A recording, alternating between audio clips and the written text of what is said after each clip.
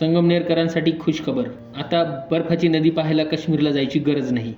तुमचा विश्वास बसणार नाही, परंतु ही आहे आपली प्रवरामाई. आपल्या प्रवरामाईची ही अवस्था का झाली आहे? हा आहे नाटकी नाला, ज्याच्यात सगळ्या प्रकारचं अनट्रीटेड वॉटर येत असतं. नुसतं स्वच्छ सुंदर संगमनेर लिहिल्यानं संगमनेर स्वच्छ होत नसतं, किंवा जाळीच्या लोखंडाच्या मोठ्या पडद्यांमागे झाकल्यानं ते स्वच्छ होत नसतं. हे सगळं गटाराचं वाहणारं पाणी थेट कुठं जाते पाहूया. हे गटाराचं पाणी कुठनं येऊन नदीला मिळतं आहे. आता आलो आपण मुख्य संगमावरती, नाटकी आणि प्रवरेच्या. संगमनेरकरांना खरं तर कन्याकुमारीलाही जायची गरज नाही, जिथं दोन समुद्र एकमेकांना मिसळतात आणि दोन प्रकारचं दोन रंगाचं पाणी बघायला मिळतं. ते थेट आपल्या संगमनेरमध्येच नाटकी नदी जिथं मिळते तिथं पाहायला मिळतं. हे बघा, नाटकीचं मस्त काळशार पाणी आणि वरून येणारं प्रवरेचं, असा हा सुरेख संगम आपण इथं बघू शकता. आणि हेच सगळं पाणी विहिरींमध्ये उतरून आजूबाजूच्या विहिरींमधनं दररोज जात असतं संगमनेर तालुक्यातल्या सगळ्या गावांना पिण्यासाठी. हेच पाणी अनेक लोक आपल्या घरी फिल्टर न बसवता नदीचं स्वच्छ पाणी समजून पित असतात.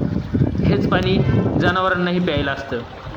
म्हटलं चला, संगमनेर नगरपालिकेच्या अधिकाऱ्यांना जरा ह्या स्वच्छ सुंदर पाण्याचं तीर्थ, गंगाजल म्हणजेच आपल्या प्रवरामाईचं जल, उद्या तीर्थ म्हणून सकाळी सकाळी देऊया. त्यासाठी बाटली घेतली भरायला. मध्येच आमचे ओंकार भाऊ म्हणाले, प्लॅस्टिकचा कागद घ्या बाटली धरायला. म्हटलं ओंकार भाऊ, हेच पाणी रोज नळातनं आमच्या घरात येतं, प्यायला रोज जातं आमच्या पोटात, तर यात हात घालायची काय आता लाज वाटायची. ग्रामीण भागात आज अनेक आजार पसरले दिसत आहेत. त्याचं मूळ आहे या पाण्यात. आता हे पाणी द्यायचं आहे नगरपालिकेला. इथून पुढे निघाल्यानंतर म्हाळुंगीचं येणारं पाणी जिथं मिळतं तिथे होते एक आजीबाई बसलेल्या. त्यांना म्हटलं, या शेळ्या तुमच्या पाणी पित नाहीत का इथं? तर आजीबाई म्हणाल्या, हे पाणी शेळ्या नाही पित, तुमची गावाकडची माणसं पितात, ज्यांना विहिरीत हे पाणी उतरतं आणि तिथून पाईपलाईननं थेट नळातनं प्यायला मिळतं. तर हे असे सगळे प्राणी तिथं खेळत होते, मस्त आंघोळ करत होते. त्यांच्या आंघोळीचं जल ह्या म्हाळुंगी नदीतलं आपण बघतोय सगळं, हे विहिरींना उतरतं आहे. त्या विहिरींमधनं येतं आहे आमच्या सगळ्या गावांना नदीकडेच्या. अगदी संगमनेर खुर्दपासून तर सावरगाव तर चन्नापुरीपासून तर अगदी खाली कणोली कनकापूर ओझरपर्यंत आणि इव्हन तळेगाव भागातसुद्धा. तर हा केवळ इंट्रो होता.